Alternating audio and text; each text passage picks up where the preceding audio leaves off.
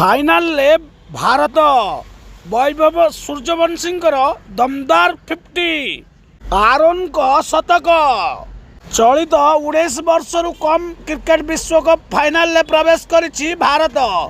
Final रे England से मुकाबला हेबो। चैनल को सब्सक्राइब करिवे, लाइक करिवे, कमेंट करिवे, नुआ आस्तिले बेल आइकन टी को बजाई देबे। इंग्लैंड मंगलवार तार पुराना प्रतिद्वंदी ऑस्ट्रेलिया को 27 रन हराई प्रथम दल भाव फाइनाल में स्थान सुरक्षित कर शुक्रवार यह ट्रॉफी टक्कर तीव्र संघर्षपूर्ण हे बोली आशा करा इंग्लैंड सहित भारतर शुक्रवार दिन फाइनाल मैच अनुष्ठित हो।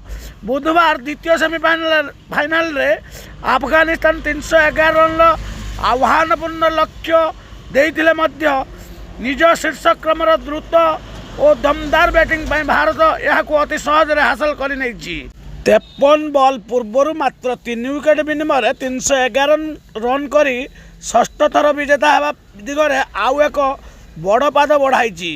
ता सहित निज विश्वकप इतिहास सर्वबृहत पश्चात धावन विजय भी हासिल कर 19 वर्ष रु कम विश्वकप नॉकआउट पर्यायर भारत सर्वोच्च सफल पश्चात धावन रेकर्ड 245 रन थिला, जहाँ दल 2024 विश्वकप सेमिफाइनाल दक्षिण आफ्रिका विपक्ष में हासिल करथिला।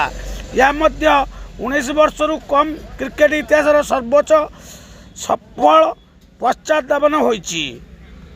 आज भारतर पश्चात धावन शुभारंभ अति बेस धमाकादार थिला। विस्मय बैटर वैभव सूर्यवंशी स्वाभाविक ढंग से विस्फोरक बैटिंग करुला बेले अन्यतम ओपनर तथा मैच श्रेष्ठ खिलाड़ी आरोन जॉर्ज बरफ भली शांत रही पाली को आगे नहीं।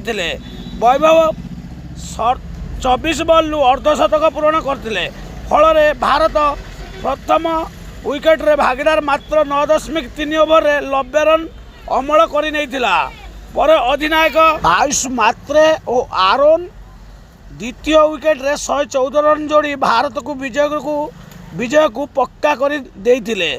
आरोन 95 बॉल रु शतक अर्जन कर 115 रन ले पैविलियन फेरी। या परे बिहान माल्होत्रा और वेदांत त्रिवेदी मिसी भारतर विजय मुंडी मारी। चैनल को सब्सक्राइब करेंगे, लाइक करेंगे, कमेंट करेंगे, नुआ आसते बेल आइकन को बजाई देवे।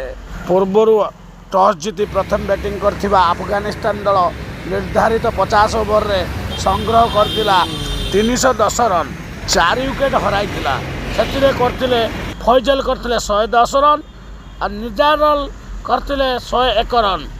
भारत अति सुंदर बैटिंग करी ए मैच को जीति नहीं कि फाइनल इंग्लैंड सहित भेटब या शुक्रवार अनुष्ठित हो। जय जगन्नाथ।